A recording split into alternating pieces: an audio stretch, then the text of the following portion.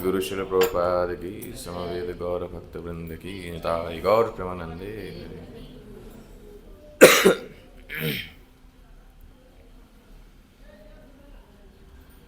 हरे कृष्णा। तो हम भगवद गीता के अध्याय 2 श्लोक क्रमांक 60 है ना आज 60 श्लोक क्रमांक 60 का एक साथ पाठ करेंगे और अनुवाद तात्पर्य पर चर्चा करेंगे। श्लोक दिखा रहे हैं क्या? ऊपर वर्ष नहीं दिखा रहे क्या?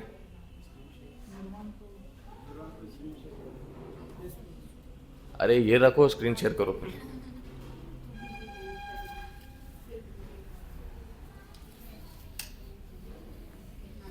इतनी बड़ी माला है यार ये।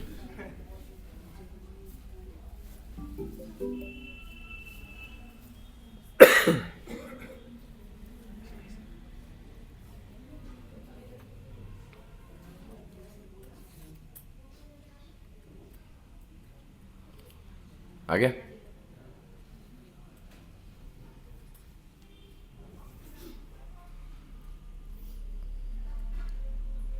कितनी देर लगेगी?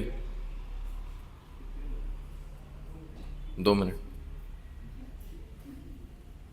ठीक है। श्लोक क्रमांक 60, अध्याय 2 श्लोक क्रमांक 60।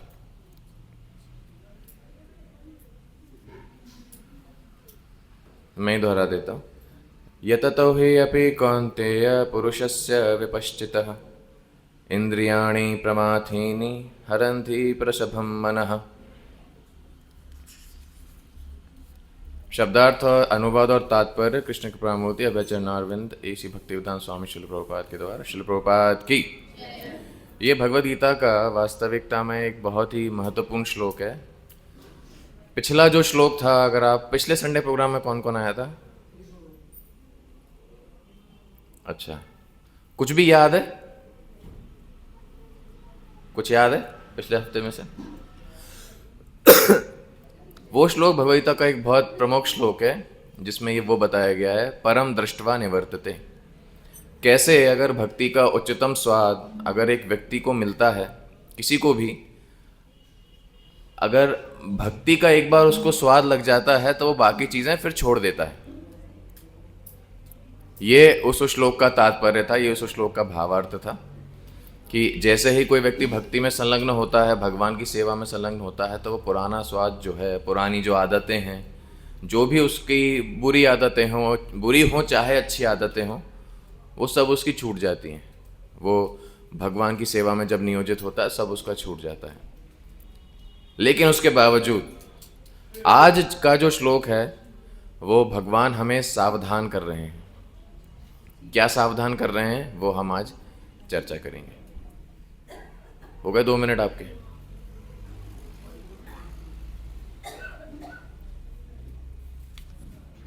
ठीक है, ध्यान से सुनिए। दिख नहीं रहा तो ध्यान से सुनिए, मेरे पीछे दोहराइए। शब्दार्थ मेरे पीछे दोहराइए। यततः, बोलिए, प्रयत्न करते हुए, ही, निश्चय ही, अपि, के बावजूद, कौन्तेय, हे कुंती पुत्र, पुरुषस्य, मनुष्य की, विपश्चितः, विवेक से युक्त, इंद्रियाणि, इंद्रियां, प्रमाथीनि, उत्तेजित, हरन्ति, फेंकती हैं, प्रसभम, बल से, मनः, मन को। आ गया? हाँ। अनुवाद। हे अर्जुन, इंद्रियां इतनी प्रबल तथा वेगवान हैं कि वे उस विवेकी पुरुष के मन को भी बलपूर्वक हर लेती हैं जो उन्हें वश में करने का प्रयत्न करता है।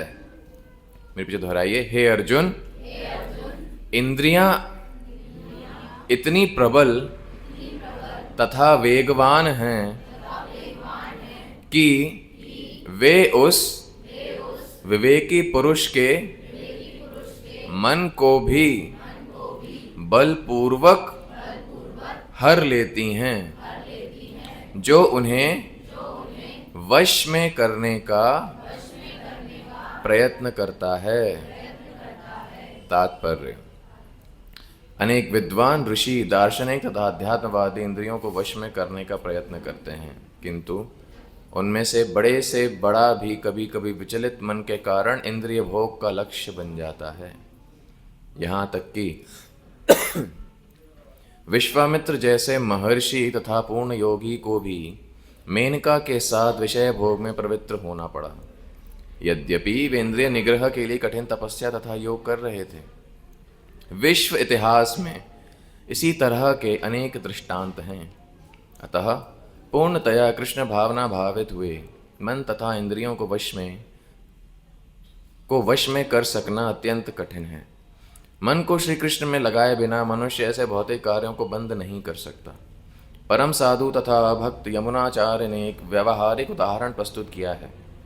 वे कहते हैं, यद अवधि मम चेत कृष्ण पदारविंदे नव नव रसधाम नुद्यतम रंतुमासीत तदवधि बत नारी संगमे स्मर्यमाने भवति मुख विकार शुष्ट निष्ठी वनम च। अनुवाद: जब से मेरा मन भगवान श्री कृष्ण के चरणारविंदों की सेवा में लग गया है और जब से मैं नित्य सेवा नव दिव्य रस का अनुभव करता रहा हूँ, तब से स्त्री प्रसंग का विचार आते ही मेरा मन उधर से फिर जाता है और मैं ऐसे विचार पर थू थू करता हूँ। ये यमुनाचार्य बता रहे हैं। कृष्ण भावनामृत इतनी दिव्य सुंदर वस्तु है कि इसके प्रभाव से भौतिक भोग स्वतः नीरस हो जाता है। यह वैसा ही है जैसे कोई भूखा मनुष्य प्रचुर मात्रा में पुष्टिदायक भोजन करके अपनी भूख मिटा ले। महाराज अम्बरीश भी परम योगी दुर्वासा मुनि पर इसलिए विजय पा सके क्योंकि उनका मन निरंतर कृष्ण भावनामृत में लगा रहता था। स वै मनः कृष्ण पदारविंदयो वाचांसि वैकुंठ गुणानुवर्णने।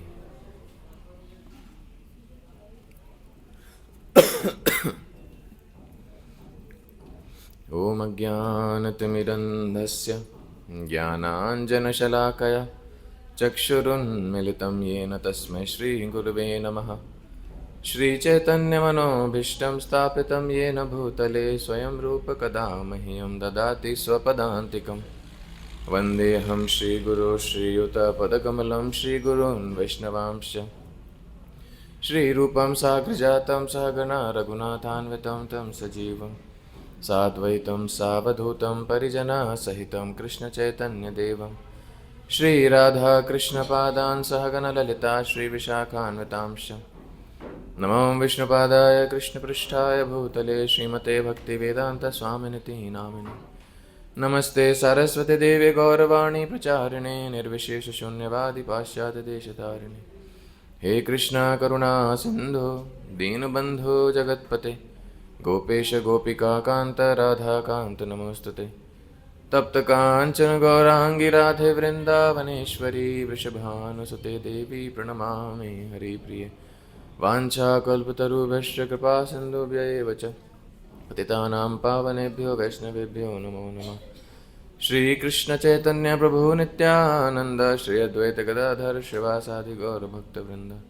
हरे कृष्णा कृष्णा कृष्णा हरे हरे, हरे राम राम राम हरे हरे।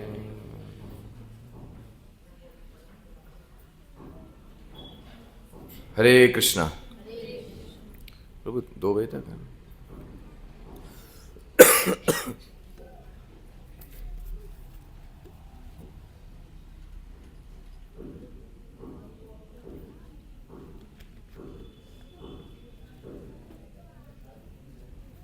तो ये भगवद गीता का बहुत ही महत्वपूर्ण शिक्षाप्रद श्लोक है। जैसे कि हम चर्चा कर रहे थे पिछली बार के कार्यक्रम में आपने सुना होगा कि कैसे जब भक्ति का उच्चतम स्वाद किसी को लगता है तो वो इस भौतिक जगत के भोग को वैसे ही अपने आप छोड़ देता है। स्वतः ही उसे प्रयत्न नहीं करना पड़ता है कि नहीं, लेकिन उसके लिए जरूरी है कि वो ज्ञान के माध्यम से उसको समझे। जैसे ही उसको समझेगा वो अपने आप ही जो निचले स्तर का भोग है वो अपने आप छोड़ देगा। आप में से, जैसे आप लोगों से मैं प्रश्न पूछता हूँ, आप में से कितने ऐसे लोग हैं जिन्होंने वो, पता नहीं आप लोग देखा तो होगा आप सब ने, वो ठेले वाली आइसक्रीम आती थी ना पहले, किस किसने वो देखी है? वो ठेला, वो नीला और सफ़ेद कलर का ठेला जो होता है, वो लता फ्रूट आइसक्रीम, मधु फ्रूट आइसक्रीम, वो देखी है किस किसने? उसमें वो 1 रुपए की आइसक्रीम आती थी, वो इतनी बड़ी चूसने वाली, मुंह लाल हो जाता था उससे। किस किसने वो खाई है? ठीक है। और किस किस को फिर बाद में घर पे गालियां पड़ी हैं, बाद में घर वाले ये बोलते हुए कि ये नाली के पानी से बनती है? सबने सुना था ये। अच्छा, आप में से फिर भी हम सब खाते थे, कौन कौन बोला ये? फिर भी हम सब ने खाई है। उसके बाद लड़ झगड़ के 1 रुपए की, 2 रुपए की, कोई लंबी हरी कलर की आती थी, कोई लाल कलर की आती थी, मुंह उससे रंग बिरंगा हो जाता था, सब बंदर बंदरिया से दिखते थे, फिर भी हम उसको हमेशा खाते थे। अब आप सोचिए, अब कौन कौन वो खाता? अभी भी खाते हो अगर तो बहुत बुरी बात है। अब हम नहीं खाते। अब अगर हमें कभी कुछ खाना होता है, कभी हम इंदौर में रहते हैं, उज्जैन में रहते हैं, तो अभी हम कभी अपने मित्र से कहते हैं आइसक्रीम खाएं। आइसक्रीम खाने का मुझे बड़ा शौक है व्यक्तिगत रूप से, सर्दी में नहीं, गर्मियों के मौसम में। तो कभी हम बोलते हैं कि आप की आइसक्रीम खाने की इच्छा है, तो हमारे जो मित्र हैं, साथ के भक्त हैं, वो हमको नेचुरल्स ले जाते हैं। बास्किन रॉबिन्स की आइसक्रीम, नेचुरल्स की आइसक्रीम मतलब एक छोटा सा कप उस 300 रुपये का आता है, इतना सा कप, और उसमें इतने सारे ड्राई फ्रूट्स वगैरह सब होते हैं। उससे नीचे की हम खाते ही नहीं हैं। बाकी तो सस्ते लोगों के लिए, टॉप एंड टाउन तो गरीब लोगों के लिए। वो टॉप एंड टाउन कौन खाता है? गुना में तो मिलता ही नहीं है, गुना के लोगों के पास है ही नहीं वो सब। तो ये सब कब होता है? अभी जो चीज़ बचपन में हमारे लिए कितनी रोमांचक और उत्तेजना भरी थी, बड़े होते से हमने उसका त्याग कर दिया, है कि नहीं? आप में से कौन अभी जब मेला चला जाता है तो कौन कौन पैर पटक पटक के रोता है कि मुझे वो हार्ट वाला बलून चाहिए, फुग्गा चाहिए? लेकिन पहले ये सब हमने किया हुआ है, और अभी हमको वही सोच के हमें भी उस बात पर हमें भी अचरज होगा कि ऐसे कैसे हम कर सकते थे, ये भी कोई करने वाली चीज़ थी, है कि नहीं? क्यों ऐसा होता है? क्योंकि ज्ञान के बोध के साथ उस व्यक्ति को धीरे धीरे उसके भोग का जो स्तर है, उसके ज्ञान का जो स्तर है, वो बढ़ता रहता है। इसी प्रकार से जब किसी को भक्ति में कोई व्यक्ति आएगा, भगवान के संपर्क में जैसे ही वो व्यक्ति आता है, उसको अपने आप इतने उच्च स्तर का आनंद प्राप्त होता है हर विषय वस्तु के संबंध में, कि बाकी कुछ भी होता है वो अपने आप भूल जाता है। लेकिन इसमें सावधानी बरतने वाली बात यह है कि कोई व्यक्ति प्रयास कर भी रहा है तो भी उसको नीचे खींचने के लिए उसकी इंद्रियां हमेशा प्रयत्नशील रहती हैं,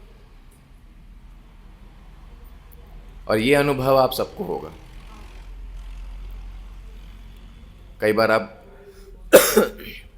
ये अनुभव हम सब करेंगे कि जब भी हम भक्ति प्रारंभ करेंगे या भगवान का भजन प्रारंभ करेंगे, गीता पढ़ना प्रारंभ करेंगे, तो हमारी इंद्रियां वैसे ही कमज़ोर हैं।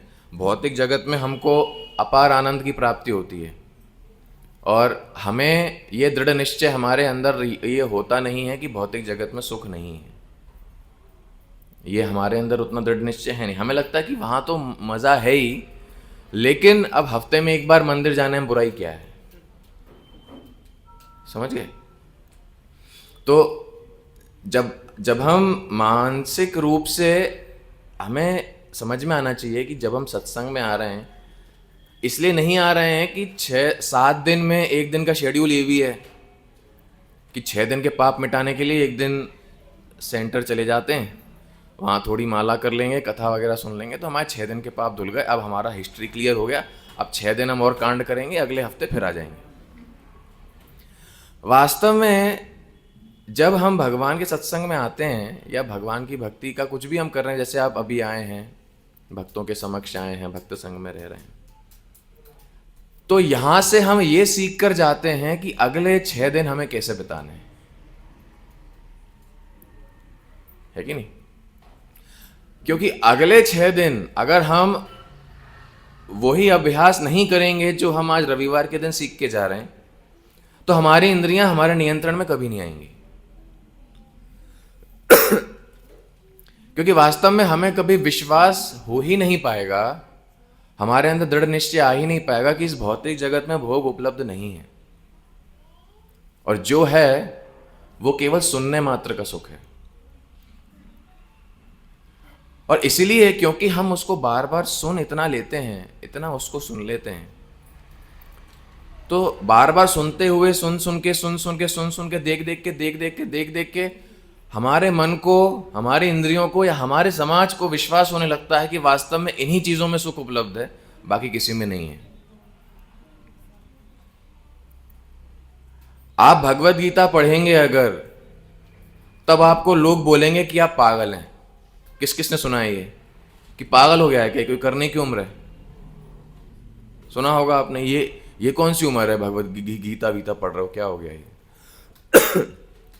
आप माला करेंगे, अब आप माला लेके बीट बैग ले लीजिए, माला लीजिए और घर पे कहीं बैठ जाइए, बीच चौराहे पे ड्राइंग रूम में, आपके सारे घर वाले, आपके रिश्तेदार आपको देखें, आपको यही बोलेंगे कि आप पागल हो गए हैं। अच्छा, जो टीवी देख रहा है वो नॉर्मल आदमी है कि नहीं? टीवी देख रहा है वो नॉर्मल आदमी है, जो वेब सीरीज देख रहा है वो नॉर्मल आदमी है, जो रील्स बना रहा है वो शेकी वो नॉर्मल आदमी है। लेकिन जो गीता पढ़ रहा है वो पागल हो गया है, इसका दिमाग खराब है। जो माला कर रहा है, अरे तो बर्बाद हो गया, इसका ब्रेन वॉश हो गया। ऐसे लोगों की शिकायत लेकर उनके मम्मी पापा हमारे पास आते हैं, हमारे पास नहीं तो दूसरे लोगों के पास जाते हैं कि मेरा लड़का पागल हो गया, बताइए क्या करता है ये, सुबह जल्दी उठ जाता है और भगवान के नाम का जप करता है, बताइए कुछ करिए इसका। ये मेरा भारत महान है कि नहीं? भौतिक जगत का इतना प्रचंड प्रोपेगेंडा हो गया है कि ये सब चीजें करना हमको बेकार लगने लगा है। ये हमारी भारतीय संस्कृति है कि नहीं? टी शर्ट जीन्स आप पहनकर जाइए, वो लोगों को नॉर्मल लगता है। हम धोती कुर्ता में निकल जाते हैं, कभी अगर मान लीजिए किसी शादी में पहुंच जाएं, किसी प्रोग्राम में पहुंच जाएं, तो दुल्हन से ज़्यादा लोग हमें देखते हैं, ये व्यक्ति कौन है, इसको क्या हुआ, ये चद्दर पहन के क्यों घूम रहे हैं। शादी में उतने लोग आए जो आधे नंगे घूम रहे हैं, है कि नहीं? मतलब ठंड में भी शरीर दिखाना है, वो लोग नॉर्मल हैं। देखो हाँ बोला कोई, तो वो लोग नॉर्मल हैं। लेकिन हम भारतीय संस्कृति के कोई कपड़े पहनेगा तो वो अजीब आदमी है, क्या ये कौन पहनता है ना? अभी संकीर्तन लेके आप जाएंगे तो लोगों को नाचने में शर्म आती है, चाहे वो हमारे इस्कॉन के भक्ति हो, है कि नहीं? आप अगर भक्तों से बोलें कि हम सब हरे कृष्ण महामंत्र करेंगे, सब अपने हाथ जोर से उठाइए और बोलिए हरे कृष्णा हरे, तो लोगों के हाथ नहीं उठते। आपने देखा होगा, आपको पता मेंढक पोज क्या होता है? मेंढक पोज, जब आप बोलते हैं ना भक्तों से कि आप हम हरे कृष्ण महामंत्र जाप करेंगे, सब अपने हाथ जोर से, दोनों हाथ एकदम ऊपर उठाइए और बोलिए हरे कृष्णा। तो हाथ ये उठाना होता है, लोग ये उठाते हैं हरे कृष्णा कृष्णा कृष्णा हरे हरे, हरे राम राम राम हरे। तो ये होता है मेंढक पोज, मेंढक मुद्रा जिसे कहा जाता है। हाथ ही नहीं उठते इससे ऊपर। और बाहर आप संकीर्तन पे जाएंगे तो लोगों को शर्म आएगी, क्योंकि अरे प्रभु जी किताब बांटना है, नृत्य करना, संकीर्तन, वो कैसे होगा? और इन्हीं लोगों को आप शादियों में देखो, भाई साहब मुंह में रुमाल बांध के नागिन डांस करे जा रहा है और नाचे जा रहा है, बिना मतलब ना कोई गाना भी नहीं बज रहा, ढोल बज रहा है, बस उसी पे नाचे जा रहे हैं, उसी पे नाचे जा रहे हैं। कौन किसके साथ नाच रहा है होश नहीं है, और नाचे जा रहे हैं जबरदस्त। क्योंकि बार बार हमारे इंद्रियों को, हमारे मन को भौतिक जगत से ये दिखाया गया है, ये सुनाया गया है कि ये सब चीजें हैं वो अच्छी हैं, बाकी कुछ भी हो रहा है तो वो बेकार है। और इसीलिए जब हम हमारी इंद्रियों को नियंत्रण करने का, इंद्रियों पर नियंत्रण लगाने का प्रयास करेंगे, जब भगवान की भक्ति करने का प्रयास करेंगे, तो क्या होगा? वो इंद्रियां, वो समाज वो भौतिक जगत हमको बार बार नीचे खींचने का प्रयास करेगा। ऐसा होता है कि नहीं होता है? किस किस को लगता है ऐसा होता है? ये हम सबके साथ होता है। वो नीचे खींचने का हमें प्रयास करेगा। हम कभी कभी द्वंद्व में फंस जाते हैं कि हम मतलब वास्तव ये लोग सही बोल रहे हैं कि हम जो पहले थे वही सही थे, कि अभी कुछ गड़बड़ हो गई है। भक्ति में सबसे बड़ी समस्या क्या होती है कि हम में से अधिकतर लोग ना हम इस दुनिया के बचते हैं, क्योंकि वहां से तो हमारा नाता वैसे ही कट गया, और ना हम अच्छे तरीके से भक्ति बन पाए, तो हम बन गए बीच का बंदर कि हमें यहां भी मजा नहीं आता और यहां भी मजे लेने में डर लगता है कि कुछ हो ना जाए। तो बीच की स्थिति कभी नहीं आनी चाहिए। जब भी इंद्रियों को नियंत्रण में रखने का प्रयास करा जाएगा, भौतिक जगत हमारी टांग पकड़ के हमको नीचे खींचेगा। श्रील प्रभुपाद तात्पर्य में यह बता रहे हैं कि अनेक ज्ञानी दार्शनिक जितने भी लोगों ने अपने इंद्रियों पर नियंत्रण करने का प्रयास किया है, ऐसी घटनाएं हैं जो कि शास्त्रों में दर्ज हैं कि वे इंद्रियों को नियंत्रण करने में असफल रहे हैं। श्रील प्रभुपाद ने तात्पर्य में उदाहरण किसका दिया? किसको याद है? तात्पर्य में किसका उदाहरण दिया श्रील प्रभुपाद ने? मेनका याद है? वो आदमी का जिसका था मेनका, हाँ विश्वामित्र, मेनका याद रह गई बस। तो महर्षि विश्वामित्र, हालांकि ये पहले उनके साथ घटना हुई थी, बाद में वे ब्रह्मर्षि के पद को प्राप्त हुए। रामायण अगर आप पढ़ेंगे तो उसमें आप देखेंगे विश्वामित्र मुनि के साथ और भी, ये तो केवल एक थी, ऐसी बहुत घटनाएं उनके साथ हुई थी। अंत में वे ब्रह्मर्षि के पद तक प्राप्त होते हैं, वशिष्ठ मुनि की बराबरी वे करते हैं बहुत तपस्या के बाद। उनकी कहानी, उनके जीवन की कहानी एक अलग ही कहानी है। तो विश्वामित्र मुनि ने 60,000 वर्ष तक तपस्या की थी। हमारे लिए हम सोच ही नहीं सकते वहां तक। 60,000 वर्ष तपस्या करने के पश्चात उनके साथ यह घटना हुई कि वे मेनका के आकर्षण को नियंत्रण नहीं कर पाए। तो ये तो उन लोगों की समस्या है जो भक्ति कर कर या अपनी इंद्रियों को तपस्या कर कर इंद्रियों को नियंत्रण करने का प्रयास कर रहे हैं। जो कर नहीं रहे हैं उनकी तो बात ही नहीं चल रही है कि नहीं? यहां भगवान ये शिक्षा किसको दे रहे हैं? भगवान ये जो श्लोक बता रहे हैं किसको बोल रहे हैं? अर्जुन को। तो अर्जुन को सावधान कर रहे हैं कि हे अर्जुन, इंद्रियां, हमारी जो इंद्रियां हैं वास्तव में ये बहुत बलवान है। जो लोग प्रयास नहीं कर रहे हैं उनकी तो बात ही नहीं है, वो तो वैसे इंद्रियों की गिरफ्त में, वो तो वैसे नियंत्रण के बाहर है। लेकिन जो प्रयास भी करते हैं, आप सब लोग भी इस बात को पहले ही मान चुके हैं, हम प्रयास जितना कर रहे हैं उतना हमारी इंद्रियां हमको और जकड़ने का प्रयास करती हैं। तो श्रील प्रभुपाद तात्पर्य में इसका हल क्या बता रहे हैं? इसका बड़ा साधारण सा हल यह है कि हमारी इंद्रियों को हमें भगवान की सेवा में नियोजित करना पड़ेगा, अन्यथा हमारी इंद्रियां नियंत्रण में नहीं आने वाली। श्रील प्रभुपाद उदाहरण देते हैं, इस जगत में भक्ति करने का अर्थ ये है भक्ति करने का अर्थ है नदी के बहाव के अगेंस्ट तैरना। नदी का बहाव जब इस तरफ है, जब नदी का बहाव जिस तरफ है, तो आप एक जगह खड़े रहेंगे तो कहां जाएंगे? कहां जाएंगे? नदी के बहाव की तरफ। तो इस जगत में किसका प्रभाव है? इस जगत में माया का प्रभाव है। तो अगर हम केवल एक जगह खड़े रहते हैं, मान लीजिए आप माया के साथ नहीं दौड़ रहे, हम भौतिक प्रलोभन के साथ नहीं तैर रहे, लेकिन एक जगह खड़े रहेंगे, फिर भी हम माया के साथ ही जाएंगे। यह जगत का नियम है। इसीलिए आध्यात्मवादी जो निर्वाण की चर्चा करते हैं, शून्यवाद की चर्चा करते हैं, भगवान में विलीन हो जाना, शांत रहना, ऐसा संभव ही नहीं है। ब्रह्मा जी अपनी 10वें स्कंद की प्रार्थनाओं में जब ब्रह्म विमोहन लीला के पश्चात भगवान से प्रार्थना करते हैं तो भगवान को बता रहे हैं, वो श्लोक मुझे याद नहीं आ रहा,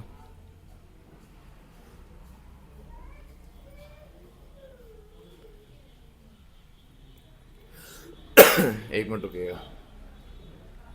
हाँ, यन्यर्विन्दाक्ष विमुक्त मानिना त्वय्यस्त भावात विशुद्ध बुद्धय आरूह्य कृच्छ्रेण परम पदम तथा पतन्त्यधो नादृत युष्मदंग्रया। बहुत जबरदस्त प्रार्थना है। ये ब्रह्मा जी प्रार्थना कर रहे हैं। देखिए कौन प्रार्थना कर रहा है ये? इस पूरे ब्रह्मांड के रचयिता, ये पूरे ब्रह्मांड को रचने वाले ब्रह्मा जी भगवान से क्या प्रार्थना कर रहे हैं कि हे भगवान, जब तक किसी व्यक्ति को आपके चरण कमलों से आसक्ति नहीं होगी, ये अन्य अरविंदाक्ष विमुक्त मानिना त्वय्यस्त भावात अविशुद्ध बुद्धया, उनकी बुद्धि शुद्ध नहीं है। आरूह्य कृच्छ्रेण परम पदम तथा, जब तक वो आपके चरण कमलों को प्राप्त नहीं करेंगे तब तक क्या होगा? वो भले निर्वाण प्राप्त कर लें, मोक्ष प्राप्त कर लें, मुक्ति प्राप्त कर लें, बड़े बड़े संत महात्मा बन जाएं, लेकिन क्या होगा? पतंति अधो, उनका पतन होना निश्चित है। क्यों? क्योंकि आपके चरण कमलों से आसक्ति नहीं है, आपकी सेवा नहीं करते, आपके गुण महिमा का कीर्तन नहीं करते, उनका पतन निश्चित है। श्रील प्रभुपाद इसमें उदाहरण देते हैं कि बहुत सारे मायावादी हैं, बहुत सारे अलग धर्म के लोग हैं, क्या करते हैं? सब कुछ कर लिया उन्होंने, लेकिन फिर वो सब करने के बाद फिर अस्पताल खोल रहे हैं, फिर राजनीति में जा रहे हैं। क्यों जा रहे हैं? क्योंकि सेवा का भाव एक जीवात्मा के अंदर है। तो समाज की सेवा से अच्छा भगवान से संबंधित सेवा में हमारी इंद्रियों को संलग्न करना चाहिए। अन्यथा एक व्यक्ति, एक जीवात्मा कभी भी संतुष्ट नहीं रह सकता, क्योंकि हमारे इंद्रियों को हमेशा कोई ना कोई कार्य चाहिए। मन हमेशा कुछ ना कुछ सोचना चाहता है, आंखें हमेशा कुछ ना कुछ देखना चाहती हैं, हमारे कर्ण हमेशा कुछ ना कुछ सुनना चाहते हैं, हमारा शरीर हमेशा कुछ ना कुछ कार्य करना चाहता है। और अगर हम भगवान की सेवा नहीं करेंगे तो क्या होगा? हम उस तेज बहती नदी में अपने आप ही बहते चले जाएंगे, मेहनत नहीं करनी पड़ेगी, है कि नहीं? और मेहनत करनी ही पड़ेगी। मेहनत तो हम पहले ही अपने ऊपर बहुत कर चुके हैं, जितना कचरा हम खा चुके हैं भौतिक जगत का, है कि नहीं? हमें ही आश्चर्य होना चाहिए कि हम भक्त कैसे बन गए, है ना? वो कहावत सुनिए ना, 100 चूहे खा के बिल्ली हज को चली, तो हम वही बिल्ली बिलौटे हैं सब, है कि नहीं? हम बस आ गए एक दिन, माला वाला टांग के आ गए, बढ़िया रविवार के दिन तिलक विलक हमारे ऊपर चिपका दिया, अब हम बैठ गए, अब हम भक्त बन गए, हम भी इस्कॉन जाते हैं। अरे आप बाकी समय क्या करते हैं? तो इतने से काम नहीं चलेगा। ये शुरुआत है, ये शिक्षा उस समय की है कि कैसे हमको बाकी का जीवन, बाकी का समय कैसे व्यतीत करना है, ये उस समय की शिक्षा दी जा रही है। तो पाप धोने के लिए सत्संग में नहीं आना है, आगे का जीवन और हर क्षण कैसे व्यतीत करना है वो सीखने के लिए हमको यहां पर आना है कि नहीं? तो हमारी हालत ऐसी है कि हम केवल भौतिक जगत से नीरस नहीं हो गए हैं। जैसे श्रील प्रभुपाद तात्पर्य में कह रहे हैं कि आध्यात्मिक आनंद वही ले सकता है जो भौतिक जगत से नीरस हो गया हो। हम में से कितने लोग भौतिक जगत से नीरस हो गए? कोई भी नहीं, कोई भी नहीं। पहले मैंने एक कहानी सुनाई थी, एक स्टोरी थी, पता नहीं यहां सुनाई थी, दूसरे भक्तों को सुनाई थी, 2 पैसे का सर्कस। यहीं सुनाई थी क्या? यहाँ नहीं सुनाई थी? अच्छा, वो पहले किसको सुनाई थी? संडे फीस में सुनाई थी? अच्छा हाँ, वो पुराने भक्तों को सुनाई थी। अच्छा, तो एक कहानी है बहुत बढ़िया। श्रील प्रभुपाद के गुरु थे श्रील भक्ति सिद्धांत सरस्वती ठाकुर, वो ये कहानी सुनाया करते थे। इसका शीर्षक है 2 पैसे का सर्कस। ठीक है, क्या नाम है कहानी का?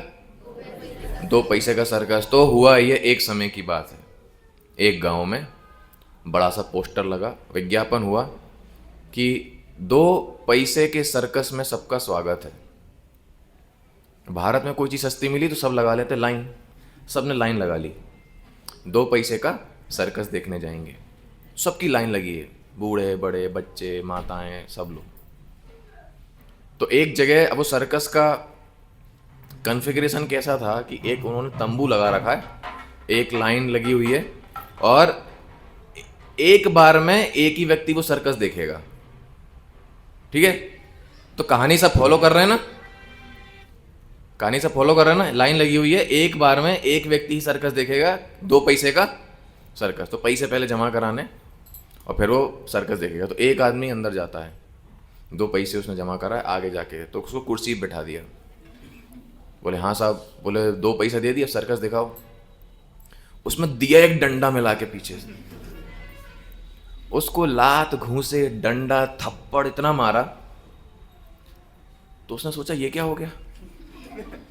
तो वक्त बदल गए, जज्बात बदल गए, जिंदगी बदल गई। तो उसको बोला कि अबे बेवकूफ आदमी, 2 पैसे में सर्कस देखता है क्या कोई? 2 पैसे में सर्कस होता है क्या? कैसा पागल आदमी है, निकल बाहर यहां से। तो उसको पीछे वाले रास्ते से, दूसरे दरवाजे से उसको बाहर फेंका। दूसरे लोग उससे पूछते हैं कि अरे भाई साहब कैसा था, कैसा लगा? तो उसने बोला अरे बहुत जोरदार, इतना मजा आया और मैं चाहता हूं ये मजा सब लोग लें, बहुत बढ़िया है भाई साहब, है कि नहीं? तो ऐसे ही करके फिर दूसरा, उसकी भी बढ़िया ठुकाई। अभी दोनों प्रचार कर रहे हैं कि आप जाइए अंदर, बहुत अच्छा लगेगा, मजा आएगा, कि आप कोशिश करके देखिए। तो श्रील भक्ति सिद्धांत सरस्वती ठाकुर ये उदाहरण देते हुए बताते थे कि इस दुनिया में भौतिक भोग और भौतिक लोग इस प्रकार से होते हैं। खुद जीवन में इतने जूते खाएंगे, खुद इतनी पीड़ा सहेंगे, लेकिन उनसे प्रश्न पूछी ही जाए कि how are you, I am fine thank you, है कि नहीं? कि सब कैसा चल रहा है कि बहुत ईश्वर की कृपा है, भगवान की कृपा है कि नहीं?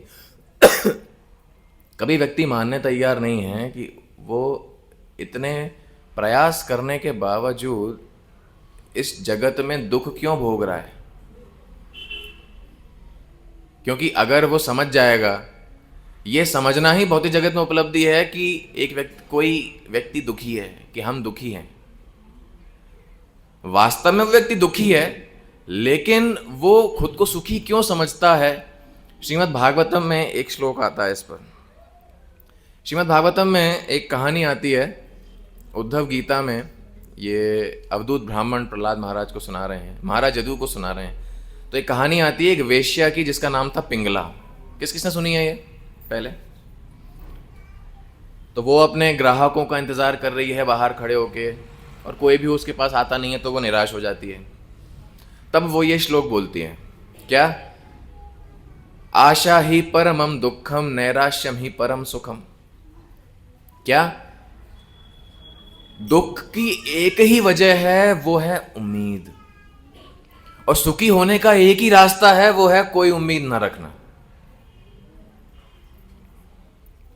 भौतिक जगत में व्यक्ति को सुखी होने का एक ही कारण मिलता है, वो उम्मीद रखा रहता है, पहले खुद से, फिर अपने बच्चों से, फिर अपने पोतों से, और वो चलता रहता है, चलता रहता है, चलता रहता है।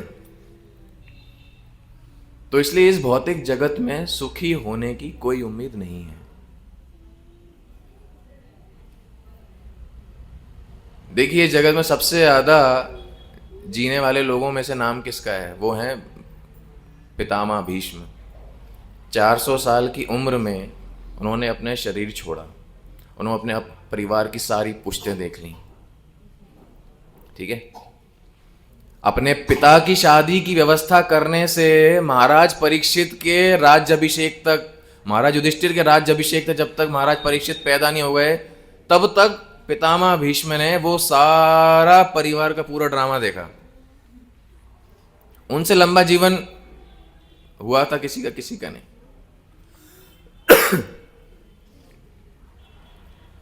लेकिन उस लंबे जीवन में उनको क्या मिला?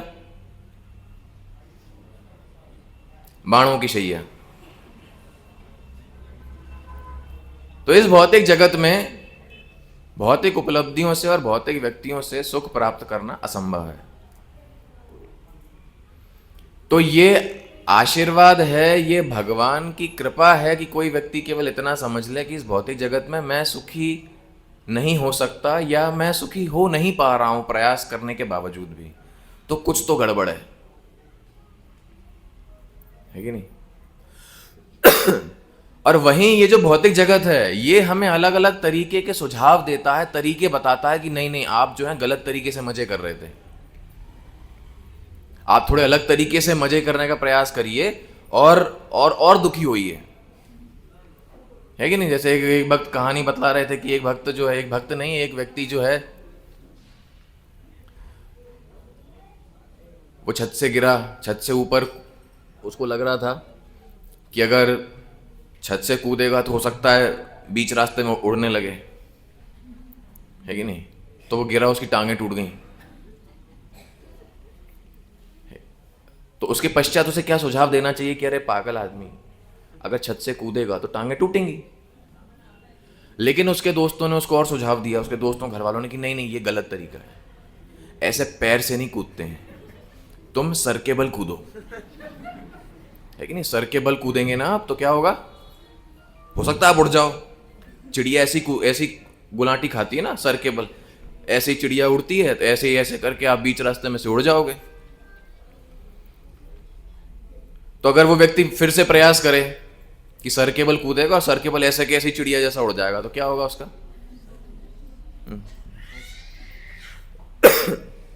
तो क्या होगा उसका? कोई उम्मीद है? मान लो आपका बर्थडे है, आपने केक मंगवाया और उस केक में जो केक की दुकान है, या मान लो भक्तों ने आपका केक बनाया, जो भी माता जी यहाँ केक बनाती हैं, उन्होंने आपके केक में शक्कर की जगह मिला दिया सेंधा नमक, ठीक है? अब आपने एक साइड से खाया उस केक को, कैसा लगेगा वो? बेकार है ना, नमकीन। लेकिन आपको पहली बार में भरोसा नहीं होगा कि केक तो मीठा होता है ना, नमकीन हो सकता है कुछ गड़बड़ करी हो सकता है यहां नमक आ गया हो, बाकी जगह सही हो। अब आप कहीं से भी उसको खाएंगे, वो कैसा लगेगा? वो नमकीन लगेगा, क्योंकि उसका स्वभाव है कि उसमें नमक लगा हुआ है। वो स्वभाव को हम बदल सकते हैं? हम नहीं बदल सकते। इस जगत का स्वभाव क्या है? दुखालयम अशाश्वतम, है कि नहीं? दुखालयम अशाश्वतम। दुनिया बनाने वाले भगवान ने भगवत गीता में यह डिस्क्लेमर पहले ही दिया हुआ है कि यह जगत दुख का सागर है, यहां आप कुछ भी करेंगे दुख मिलेगा। सुख कैसे मिलेगा वही भगवान ने बता दिया, परम दृष्टवा निवर्तते, हमारी भक्ति करने से। भगवान क्या बता रहे हैं? दुखालयम शाश्वतम नापनुवंती महात्माना संसिद्धिम परमाम गतवा, कि जो महात्मा स्तर के व्यक्ति हैं, जो बुद्धिमान व्यक्ति हैं, हे अर्जुन, वो इस संसार में सुख खोजने का प्रयास नहीं करते। कभी सुख खोजने का प्रयास नहीं करते, क्योंकि उन्हें पता है इस संसार में सुखी नहीं हो सकते। किसी व्यक्ति को लगता है कि अधिक धन आ जाएगा तो हम सुखी हो जाएंगे, है कि नहीं? जिनके पास है उनसे पूछिए, वे और ज्यादा चिंदी चोर होते हैं, है कि नहीं? वो और ज्यादा चिंदी चोर होते हैं, वो और ज्यादा दुखी होते हैं, क्योंकि वो पैसा बचाना चाहते हैं, क्योंकि पैसा बहुत सारा है ना, दिखाएंगे कैसे कि बहुत सारा है। और आप किसी भी तरीके से जिस व्यक्ति ने जो उसको चाहिए था उससे पूछ लीजिए, वो उसको मिल गया क्या, उसके बाद वो प्रसन्न रहा? इस भौतिक जगत की वस्तुएं प्रसन्न नहीं कर सकती। चाहे व्यक्ति के पास अपार धन संपत्ति हो, चाहे वो जैसी शादी करना चाहता था वैसी उसको पत्नी मिल गई हो, वैसा उसको पति मिल गया हो, वैसा उसको परिवार मिल गया हो, संतुष्ट होने का सवाल ही नहीं उठता। क्योंकि हम शास्त्रों में देख रहे हैं, ऐसे अनेक उदाहरण, ऐसी अनेक कहानियां हैं। शास्त्रों में हम देख रहे हैं कि देवराज इंद्र तक संतुष्ट नहीं है।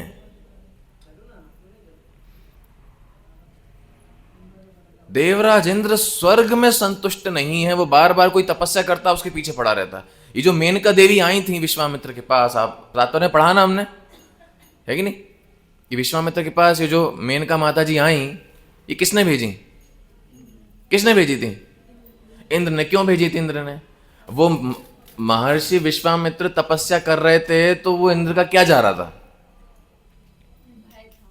किस चीज का भय था? हाँ, क्या था? किस चीज का भय था? हाँ, तो क्या विश्वामित्र इंद्र बनने के लिए तपस्या कर रहे थे? नहीं, उन्हें बस बदला लेना था वशिष्ठ से। वो ब्रह्मर्षि बनना चाहते थे कि ब्रह्मर्षि बन जाऊंगा तो वशिष्ठ के समान मेरे अंदर शक्ति आ जाएगी। तो बेमतलब में रन आउट हो गए। अब मेरी बात समझ रहे हैं? तो इंद्र ने देखा कि ये तो भयंकर तपस्या चल रही है, ये तो विकट काम चल रहा है, 60,000 साल हो गए, अरे हद हो गई यार, आदमी नॉट आउट है अभी तक, तो इसको रन आउट कराते हैं अपन। तो मेनका को बुलाया कि कुछ करिए थोड़ा इनके साथ। तो जब बैठा बैठा आदमी अच्छे भले मजे कर रहा है, अप्सराओं के साथ है, बढ़िया सोमरस पी रहा है, खूब म्यूजिक डांस पार्टी वाला माहौल है स्वर्ग में, तो इसको क्या पड़ी है? श्रीमद् भागवतम में, महाभारत में स्वर्ग के भोग का वर्णन है, कभी आप पढ़ेंगे तो आप पढ़िएगा। और ऐसा वर्णन है कि मैं आपको अगर विस्तार से बताना चालू करूं ना, तो आपकी भगवत धाम जाने की इच्छा चली जाएगी। मैं वास्तविकता बता रहा हूं। स्वर्ग के भोग का जो वर्णन है, आप एक बार पढ़ लेंगे, आपको इस दुनिया में मजा आना बंद हो जाएगा कि वहां की स्त्रियां कैसी होती हैं, वहां की अप्सराएं कैसी होती हैं, वहां के देवता कैसे होते हैं। मतलब मैं अभी ये लेक्चर में नहीं बता रहा आप लोगों को। वो सब होने के बावजूद ये जो इंद्र महाराज हैं, इनको परेशानी है उस ऋषि से जो किसी और मतलब के लिए तपस्या कर रहा है। क्यों? इनसिक्योरिटी है, असुरक्षा की भावना है, कहीं मेरी गद्दी ना छिन जाए। तो जब ऐसा व्यक्ति दुखी है, तो क्या हम किसी भी हालत में सुखी हो सकते हैं?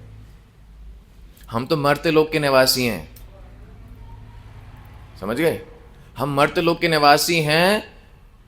जैसे हमें अगर किसी को गाली देनी हो तो हम क्या बोलते हैं?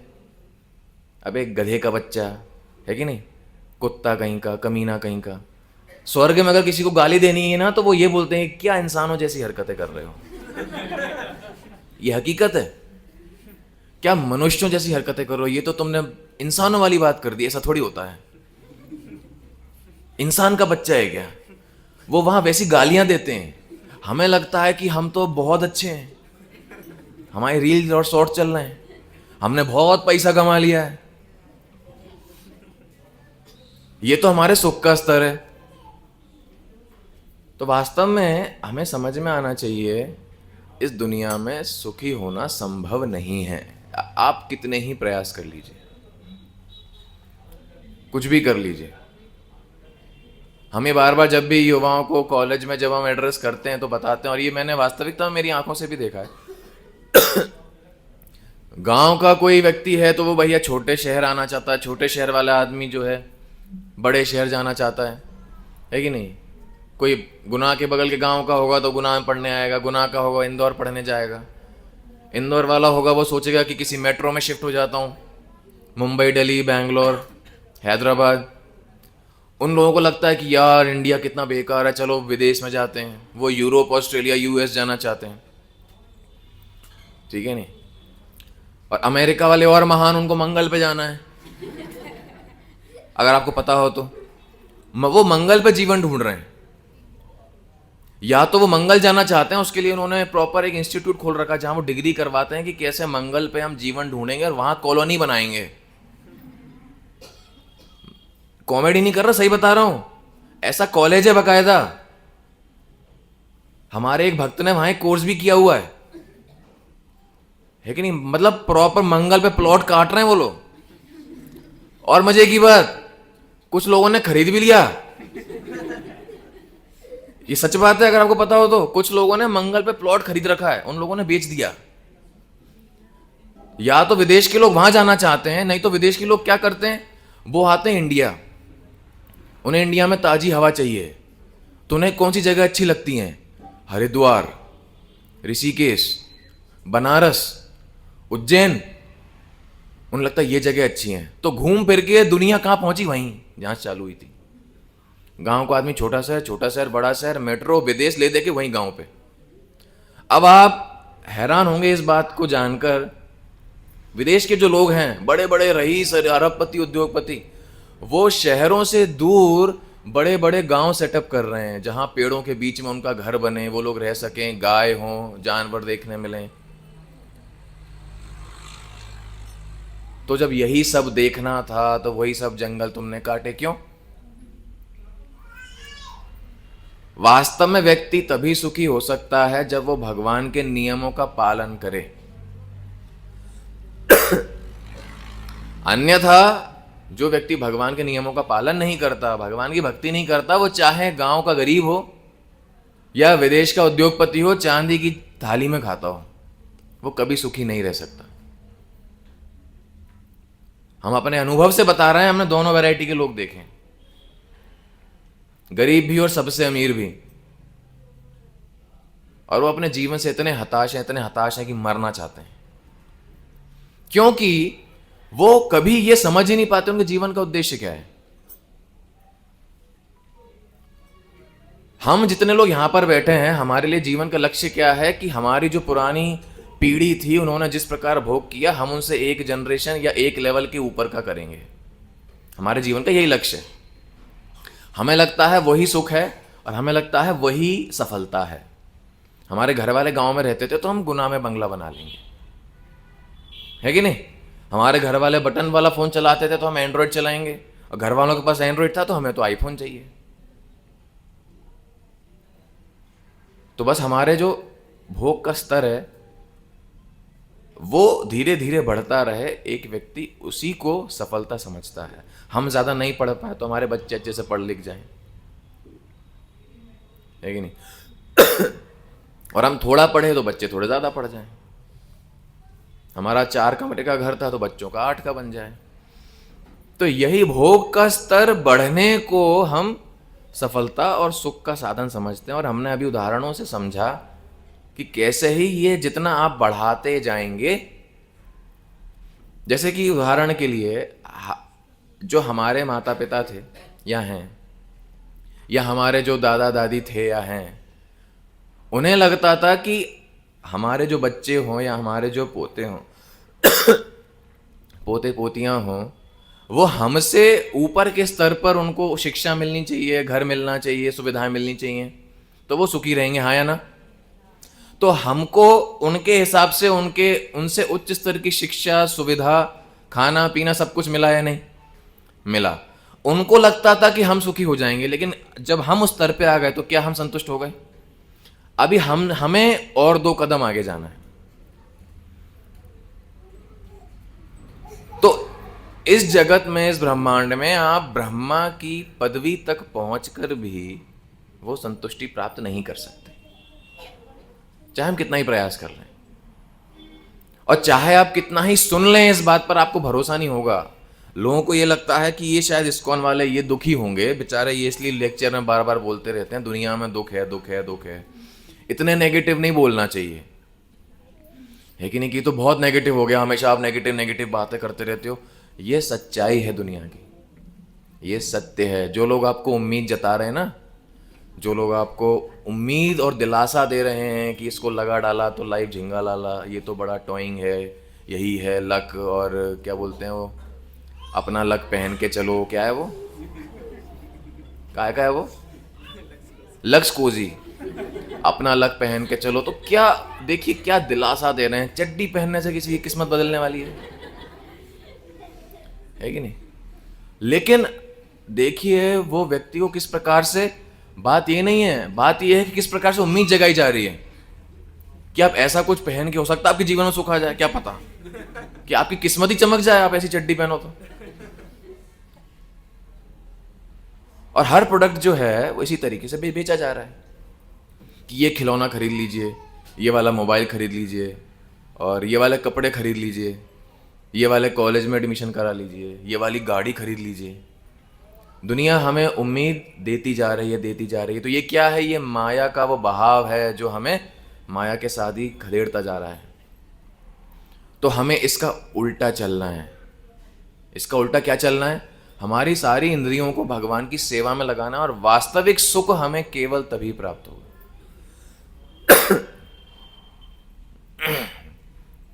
और भक्तों के सत्संग में हम जैसे ही आते हैं वैसे ही हमारी इंद्रियों को, हमारी संपूर्ण इंद्रियों को वास्तविक सेवाओं में लगा दिया जाता है अपने आप ही। ये भक्ति का जो पथ है ये वास्तव में अति उत्तम है। यहाँ पे हर प्रकार की सेवा उपलब्ध है। वास्तविकता में वैसे ही हम सेवा करेंगे तो अपने आप ही हमें ऐसा उच्चतम स्वाद प्राप्त होगा कि हम ये सब कुछ भूल जाएंगे। क्यों? क्योंकि हमारी इंद्रियां केवल इसीलिए बनी हैं कि वो भगवान की सेवा कर सके। ये बात हम लोग बार बार भूल जाते हैं। क्योंकि इंद्रियां बनाई किसने? किसने बनाई हमारी इंद्रियां? मम्मी ने, पापा ने, दादाजी ने, एआई से बनी है। किसने बनाई है? लोग बोलते ना कि नहीं, शरीर माँ बाप ने दिया है कि नहीं? दिया नहीं है, माध्यम है वो, दिया नहीं है। वे सब माध्यम होते हैं। कि पैदा होकर बच्चा मर नहीं जाता है? तो जीवन देने वाला कौन है? इंसान है। जो व्यक्ति खुद के जीवन की गारंटी नहीं ले सकता वो दूसरों को जीवन दे सकता है? कतई संभव नहीं है। हाँ, हमें कृतज्ञ इसलिए रहना चाहिए क्योंकि वे हमारे जीवन के माध्यम बनते हैं, और माध्यम बनने के लिए वो कष्ट उठाते हैं।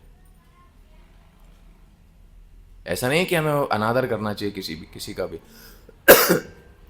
लेकिन वास्तव में हमारी जो इंद्रियां हैं, हमारी जो आंखें हैं, हाथ हैं, हमारा शरीर का जो कुछ भी बना है वो वास्तव में हमें दिया किसने? भगवान ने दिया, इस भौतिक प्रकृति ने दिया है। किस लिए? कि वह वापस भगवान की सेवा में लग सके। क्योंकि वो है किसका? भगवान का। दिया किसने? भगवान ने। बनाया किसने? भगवान ने। और जब ये इंद्रियां भगवान की सेवा में वापस संलग्न हो जाएंगी तब ऐसा उच्चतम आनंद एक जीवात्मा प्राप्त करता है कि वो सब कुछ भूल जाता है। वास्तविक आनंद जीवन का वही होता है। इस संसार के सारे सुख एक व्यक्ति भूल जाएगा, है कि नहीं? कई बार लोगों को विश्वास नहीं होता है। कई बार हम कहीं प्रचार पर जाते हैं, किसी के यहाँ जाते हैं, सबसे पहले तो लोग क्या पूछते हैं? कह रहे महाराज जी आप अरे बहुत धन्य हो गए, आप हमारे घर आए, तो बताइए क्या लगवाएं, चाय कॉफी? तो उनको बताना पड़ता है कि नहीं, चाय तो हम पीते नहीं। अरे कॉफी तो पीते होंगे। कि नहीं, कॉफी वॉफी भी नहीं पीते। तो वो ऐसे अचरज से देखते हैं कि भूत देख लिया हो कि ठंडी में आप चाय वाय नहीं पीते? नहीं नहीं नहीं पीते। अरे वो रहते कि सुबह सुबह मतलब वो चाय कुछ नहीं चलता? नहीं नहीं नहीं। तो आप लोग रहते कैसे हैं? चाय का ठंडे से कोई लेना देना नहीं है वैज्ञानिक दृष्टि से। हमें लगता है कि चाय नहीं पियेंगे और सरवर दुखेगा, है कि नहीं? और लू से बचने के लिए केवल एक ही उपाय है, प्याज जेब में रखना। रखते थे ना हम लोग, अभी भी आप में से रखते होंगे कि लू से बचने के लिए क्या उपाय? प्याज जेब में रखना। लेकिन जब से प्याज बंद करी तब से आज तक लू नहीं लगी, क्योंकि उससे श्रेष्ठतम तरीके भी हैं। लोगों को लगता है कि हाय राम, इनके सारे भोग चले गए बेचारे, नए नए बच्चे आ गए इस कौन में, हाय राम इन पर तो जुल्म ढाते होंगे सब। उन्हें लगेगा कि हाँ हम थोड़े से पागल हो गए, लेकिन वो अच्छा है। इस दुनिया में दुनिया के साथ चलना ही सबसे बड़ी बेवकूफी है। समझ में आया? इस दुनिया में दुनिया के साथ चलना ही सबसे बड़ी बेवकूफी है। So it's okay to be unconventional, it's okay to be abnormal. कई बार लोगों ने आपको बोला होगा ना कि यार अजीब से लोग हैं, क्या है ये, सुबह से बढ़ जाते हैं, हर संडे को चले जाते हैं, गोपी ड्रेस पहन ली, धोती कुर्ता पहन लिए, अजीब से दिख रहे हैं, पागल कहीं के। तो ठीक है, अजीब से दिख रहे हैं, तुम तो पहनते ही नहीं हो कपड़े, कपड़े नहीं पहनते और इंस्टाग्राम पे फोटो डाल रहे हो और उस पर लोग कमेंट कर रहे हैं, तो उससे तो हम अच्छे ही हैं, कम से कम पूरे कपड़े पहन रहे हैं। तो सबसे बड़ा बेवकूफ वो है जो इस दुनिया में इस दुनिया के हिसाब से चलता है, क्योंकि जब भगवान ने ही बोला है कि इस दुनिया में दुख है, सारे लोग दुख के पीछे पागल हैं, तो क्या हम उनके पीछे भागेंगे? कतई नहीं। उसके लिए हमें पता होना चाहिए कि भगवान के भगवत गीता में, भागवत में आदेश क्या है, और उसी हिसाब से हमको हमारे जीवन का हर क्षण व्यतीत करना चाहिए। तो वास्तव में हम इंद्रियों पर नियंत्रण रख सकते हैं और उच्चतम आनंद जिसके लिए भगवान ने हमें जन्म दिया है, वो सिद्धि, वो आनंद हम प्राप्त कर सकते हैं। इसी के साथ मैं विराम देता हूं। बहुत बहुत धन्यवाद। हरे कृष्ण। किसी का कोई प्रश्न है तो पूछ सकते हैं। समय तो हो गया है, समय हाँ एग्जैक्ट 2 पे ख़त्म कर दिया मैंने, देखी जी। तो यहाँ हम समाप्त करते हैं। किसी का कोई प्रश्न है तो पूछ सकते हैं। किसी का अच्छा कोई प्रश्न नहीं है? निर्वाण प्रभु के अलावा, मतलब इनका तो हम आंसर करेंगे ही। अच्छा नहीं है किसी का, ठीक है। हाँ बताइए।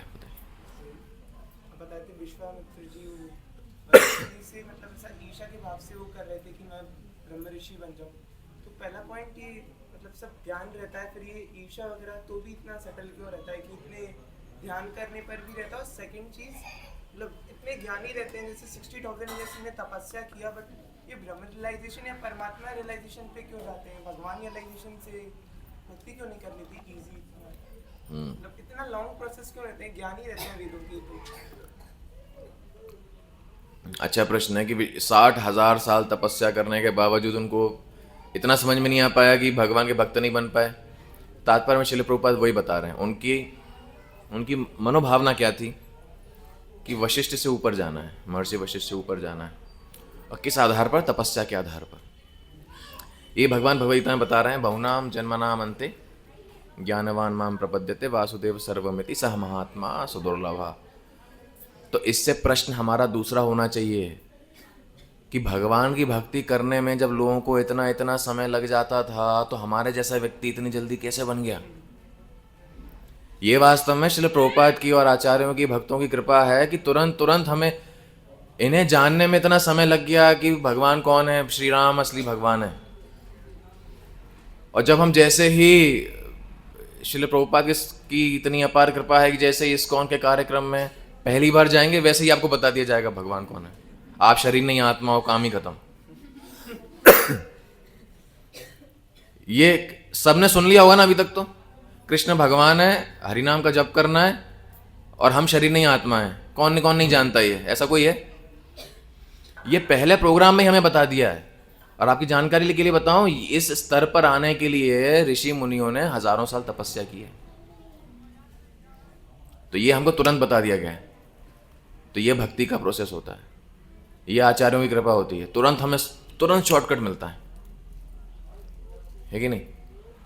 लेकिन इतना सुनने के बावजूद भी ये जब विश्वामित्र भक्त बने तो बहुत उच्च कोटि के भक्त बने कि भगवान ने उनको सीधा गुरु बनाया। फिर भगवान ने किसी को गुरु बनाया हो, वो साधारण आदमी नहीं हो सकता। हमारा ऐसा है कि हम बार बार सुनते रहते हैं, फिर भी हमारे कान पे जूं नहीं रेंगती, है कि नहीं? कि हम शरीर नहीं आत्मा है संडे को, बाकी 6 दिन तो हम प्रॉपर शरीर हैं, है कि नहीं? तो ऐसा हमारे ऊपर फर्क नहीं पड़ता ज़्यादा, क्योंकि उससे संबंधित जो तपस्या है, जो अनुशासन है, हम उसका पालन नहीं करते। उन्होंने जो तपस्या करी उससे वे तुरंत समझ गए।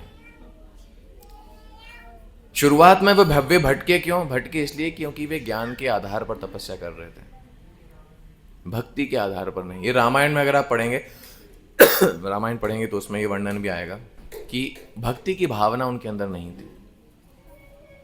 भक्ति की भावना उनमें तब आई जब वे ऐसे, ये बहुत एक छोटी सी कहानी है उनके जीवन की, और सबसे अंत में जब वे ब्रह्मर्षि का पद प्राप्त कर लेते हैं, तब वे समझ जाते हैं कि ये जो भावना थी उनके अंदर ईर्ष्या की, वो बहुत गलत थी।